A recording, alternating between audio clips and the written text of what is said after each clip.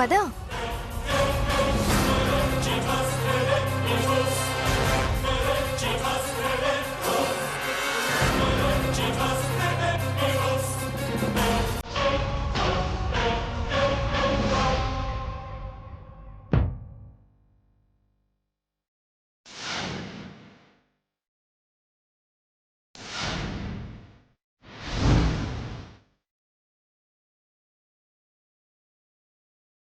ఎందుకు రమ్మన్నారు?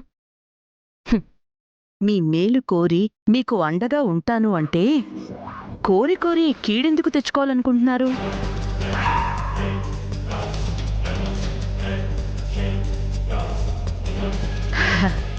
రేపటికల్లా మీరు అంత డబ్బు సమకూర్చుకుని మీ ఇంటిని సొంతం చేసుకోవడం అసలు మీ వల్ల అయ్యే పనేనా? మిమ్మల్ని చూస్తుంటే నాకు చాలా జాలిగా ఉంది. అందుకే మీతో మాట్లాడడానికి రమ్మన్నాను.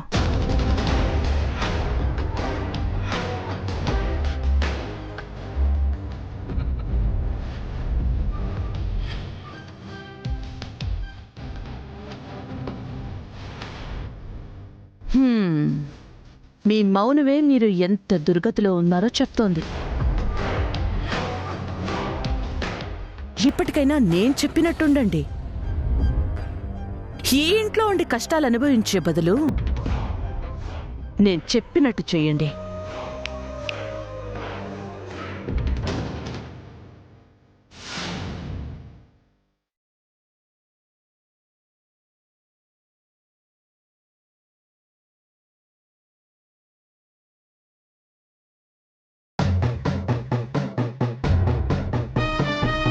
ఒకరి దయా దాక్షిణ్యాల మీద అసలు మీరు బ్రతకాల్సిన అవసరమే లేదు.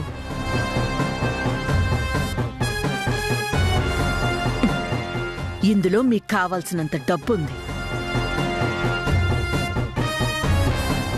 ఈ డబ్బు తీసుకెళ్ళి మీకు నచ్చిన బిజినెస్ పెట్టుకోండి.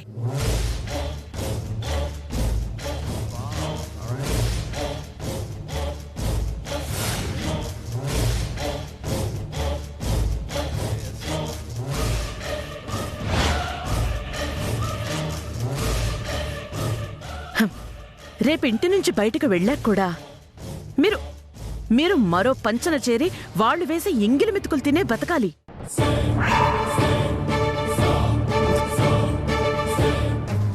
మీకెందుకంత కర్మ? మీరు చెప్పినట్టు చేయడం మాతో కాదండి.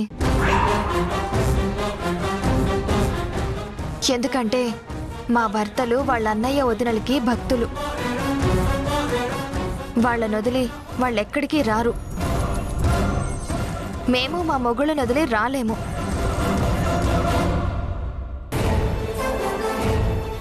అందుకని మీరు మాకేదైనా చెయ్యాలి అనుకుంటే ఒక చిన్న సహాయం చేయండి.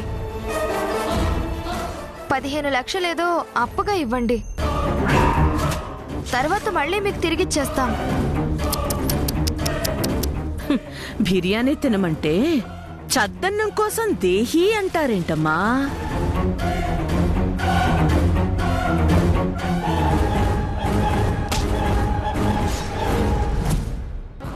ఏకంగా ఈ డబ్బంతా తీసుకెళ్లి కోటేశ్వర్లు అయిపోమంటే అప్పు కావాలి అని దిగ్గజారిపోయి అడుగుతారేంటి? నేను చెప్పింది చెయ్యండి, లేదా వెళ్ళండి. అంతేగాని మీకు డబ్బు ఇవ్వడం మాత్రం కుదరదు.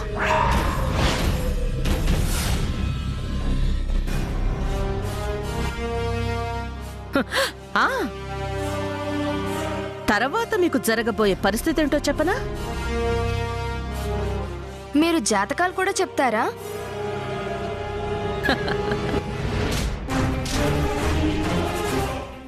అందరిది కాదు, మీ బావగారి జాతకం చెప్తాను. ఎన్ని ప్రయత్నాలు చేసినా మీ ఇల్లు మీకు దక్కదు.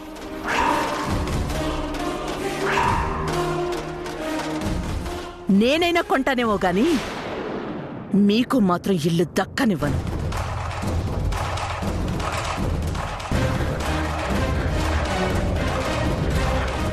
ఇక మీకు పూరి గుడిసే గతి.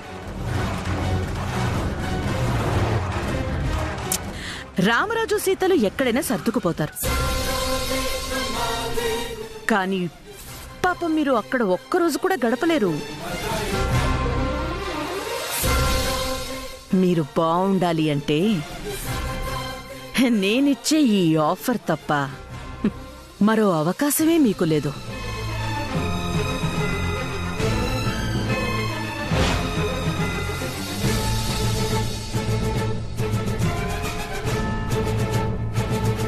నిజమే కదా దాక్షాయిని, ఇప్పుడు ఏం చేద్దాం? నువ్వుండు.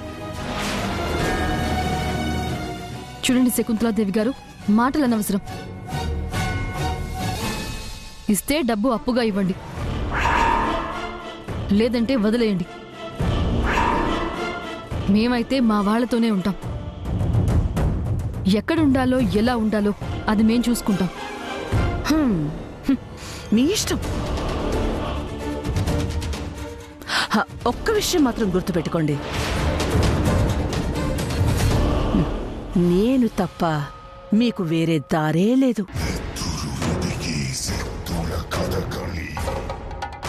నా ఇంటి తలుపులు ఎప్పుడూ మీకోసం తెరిచే ఉంటాయి. మీరు ఎప్పుడైనా మనసు మార్చుకుని మా ఇంటికి రావచ్చు. రేయ్,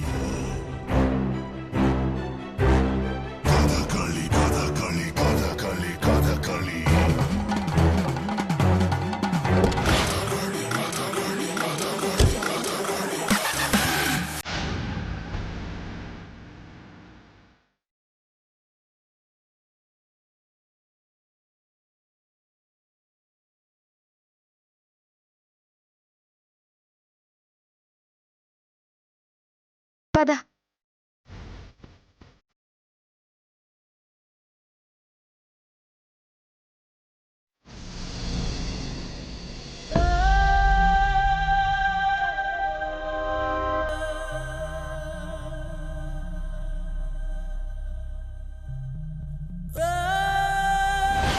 ఇంకా ఒక్కరోజు అవకాశం ఉందిరా. ఏ మాత్రం అవకాశం ఉన్నా ఈ ఇంటిని కాపాడి అన్నయ్య గౌరవాన్ని కాపాడాలి. ఈ ఇల్లు ఉండదేమో అనే ఆలోచన వస్తేనే గుండెలు పిండేసినట్టుగా అనిపిస్తోంది. ఈ తాళిని తాకట్టు పెడదామండి. ఆ శకుంతల ముందు అన్నయ్యని గెలిపించాలి. ఎట్టి పరిస్థితుల్లో దేవాలయం లాంటి మా ఇంటిని పోగొట్టుకోకూడదు. నా రిపోర్ట్స్ వచ్చి డాక్టర్ కిడ్నీ సెట్ అవుతుందని చెప్పిన మరుక్షణవే వేలం ఆపడానికి కావలసిన 15 లక్షలు అడిగి తీసుకోవాలి. అన్నా వదిలిన పడుతున్న కష్టానికి ఈ విధంగానైనా రుణం తీర్చుకోవాలి. కానీ రిపోర్ట్స్ అనుకూలంగా వస్తే బావుండు. భగవంతుడా, నా ప్రయత్నం వృధా చేయకు.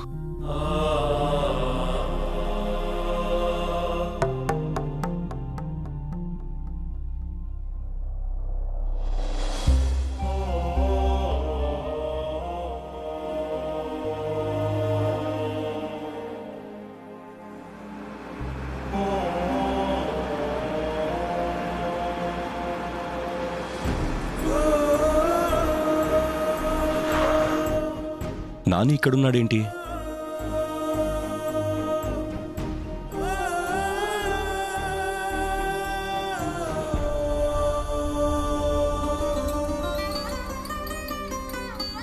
నాని, నాని. అమ్మో అన్నయ్య, ఏదో ఒకటి చెప్పి ఎస్కేప్ అవ్వాలి. అన్నయ్య. ఏంట్రా ఈ టైంలో ఎక్కడున్నావేంటి?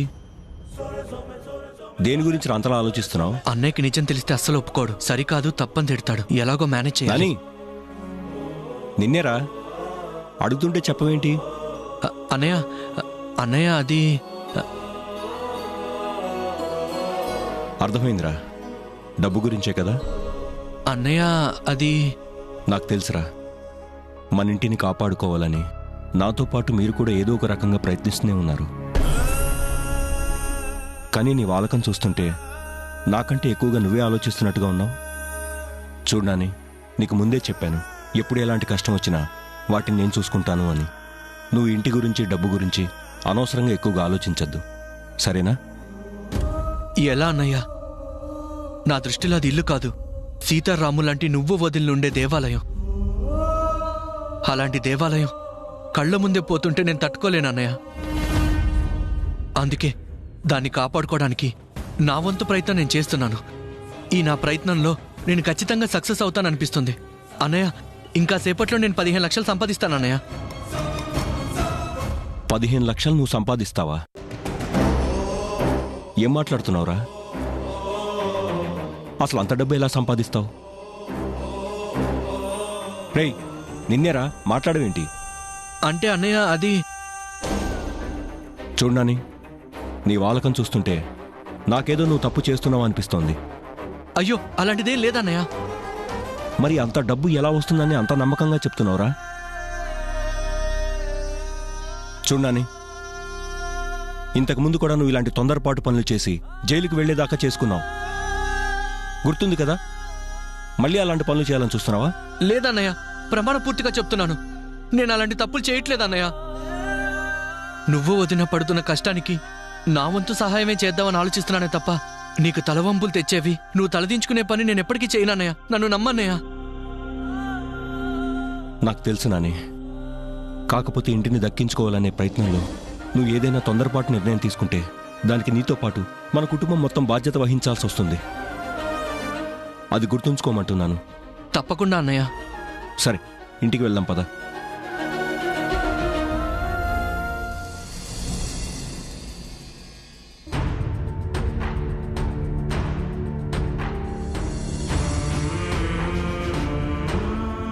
నేను తప్పు చేశానేమో దాక్షాయిని. దేనికి? ఆ శకుంతల మనీ ఇస్తానన్నప్పుడు అప్పుగా ఇవ్వమని అడగకుండా తీసేసుకునుంటే బాగుండేదేమో. తర్వాత మనకు చెయ్యి తిరిగాక సారీ చెప్పి ఇచ్చేసేవాళ్ళం. ఎందుకంటే మనకి ఇంక ఒక్కరోజే టైం ఉంది. ఆ డబ్బు తీసుకోకపోవడమే మంచిది సరస్వతి. ఆ పని కనుక మనం చేస్తుంటే లాస్ట్ మినిట్లో మనల్ని ఇరికించేది, మన అవసరాన్ని తనకి అవకాశంగా మార్చుకునేది. అదీ కాక మనల్ని అడ్డుపెట్టుకుని అక్కా బావని ఇంకా సాధిస్తుంది. అది ఇంకా చాలా ప్రమాదం. అందుకే వద్దని ఆపా నిన్ను.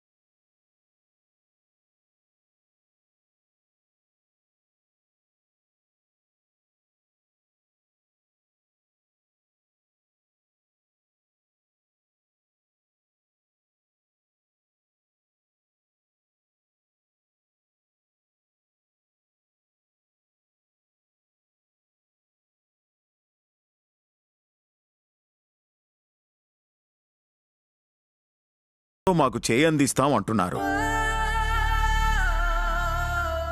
మీ ఆస్తంతా పోయిందని, మీ ఇల్లు కూడా వేలంపాట్లో పెట్టారని మాకు తెలిసిందండి.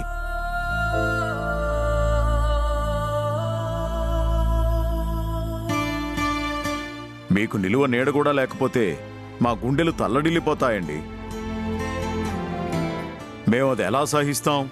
చూస్తూ ఎలా ఊరుకుంటాం? ఊరికెంతో చేసిన మీకు ఉడతా భక్తిగా సహాయం చేద్దామని వచ్చామండి.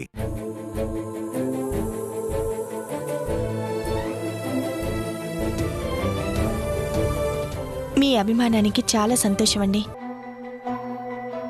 కానీ మా కష్టం మేమే తీర్చుకోవాలి, కానీ మరొకరు తీర్చలేనిది. అలా అనకు సీతమ్మా.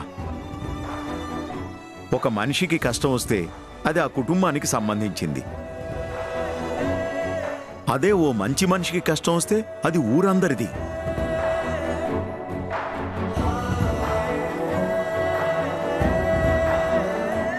ఊర్లో ఉండే రామరాజు గారి కుటుంబానికి కష్టం వస్తే చూస్తూ ఊరుకోవడానికి ఊరేం గొడ్డుబోలే సీతమ్మా.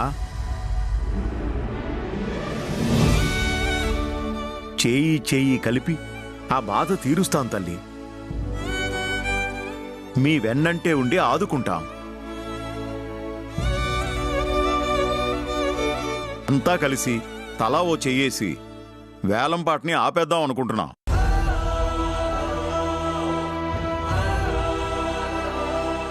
అవును రామరాజు గారు, ఈ ఊర్లో ప్రతి ఒక్కరూ ప్రత్యక్షంగానో పరోక్షంగానో మీ సహాయం పొందిన వాళ్లే. అందరం కలిసి ఆ డబ్బు కట్టి వేలంపాట జరగకుండా చూస్తామండి. అదేమి చిన్న సొమ్ము కాదు నర్సయ్య గారు. తలకు మించిన భారం. పైగా మీకెందుకు ఆ ఇబ్బంది? మాలో ఎవరికన్నా ఇబ్బంది వస్తే నాకెందుకులే అని మీరు ఊరుకున్నారా? వెన్నుపూసలా మారి వెన్నుదన్నుగా నిలిచారు.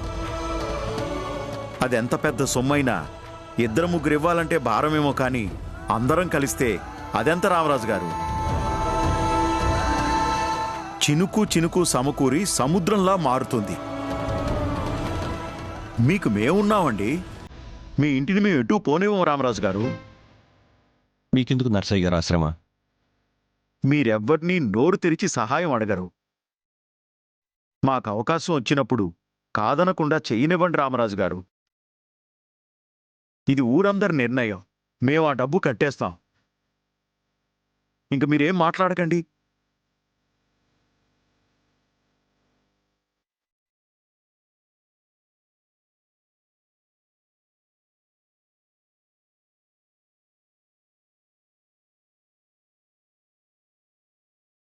బావా, నువ్వు చేసిన మంచి అడిగిపోతుంది బావా. ఇదిగో ఇట్లా 100 రెట్లు అయ్యి తిరిగి వస్తుంది. నువ్వు ఇంకేమి సోంచేందుకు బావా. అను అను మీరు ఊ అన్నా అనకపోయినా ఇందులో ఏ మార్పు లేదు. తప్పుగా అనుకోకండి. మొదటిసారి మీ రుణం తీర్చుకునే అవకాశం మాకొచ్చింది. అందుకే మీ అభిప్రాయం అడగడానికి రాలేదు. ఈ ఇంటికి అందరం కలిసి డబ్బు కట్టాలి అని నిర్ణయం తీసేసుకున్నాం.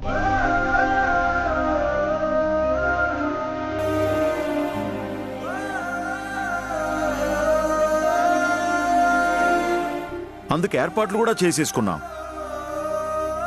మీకు నిలువ నీడ లేదు అంటే దేవుడికి ఆలయం లేనట్టే.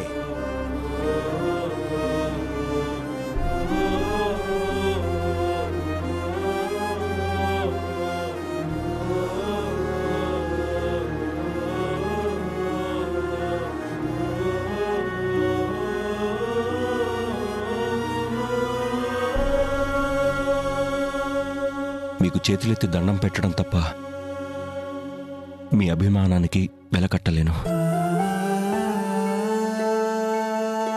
మీరు చేస్తున్న సహాయానికి మళ్ళీ ఏదో ఒక రూపంలో నాకు రుణం తీర్చుకునే అవకాశం ఇస్తేనే నేను దానికి ఒప్పుకుంటాను. మేము వద్దన్నా మీరు ఊరుకుంటారా రామరాజు గారు? సరే, అలాగే కానివ్వండి. వెళ్ళొస్తాం రామరాజు గారు. వెళ్ళొస్తాం సీతమ్మ. ఆపదలో ఉన్నప్పుడు చేసే సహాయం చాలా గొప్పది నర్సయ్య గారు. చాలా థ్యాంక్స్ అండి. పర్వాలేదమ్మా, వస్తాం రామరాజు గారు. మంచిది.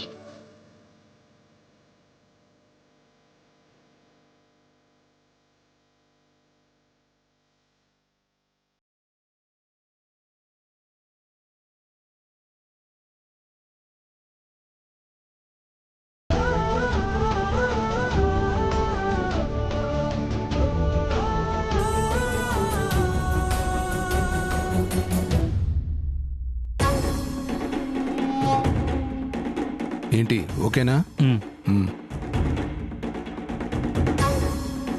టెస్ట్లన్నీ పూర్తయ్యాయా? కిడ్నీ డొనేషన్కి పనికొస్తుందా? బ్లడ్ గ్రూప్తో సహా అన్నీ బాగున్నాయి సార్. మళ్ళీ ఒకసారి ఆలోచించుకోండి. మిమ్మల్ని చూస్తే ఇంకా పెళ్ళైనట్టుగా లేదు. ఇప్పుడు కిడ్నీ డొనేట్ చేసి ఫ్యూచర్లో రెండో కిడ్నీకి ఏదైనా ప్రాబ్లం వస్తే ప్రాణాలకి ప్రమాదం ఉంది. ఒక డాక్టర్గా ఇది చెప్పడం నా ధర్మం. తెలుసండి, అన్నిటికీ ప్రిపేర్ అయ్యే వచ్చాను. మంచిది. ఈరోజు రాత్రికే ఆపరేషన్, అందుకు మీరు సిద్ధమేనా?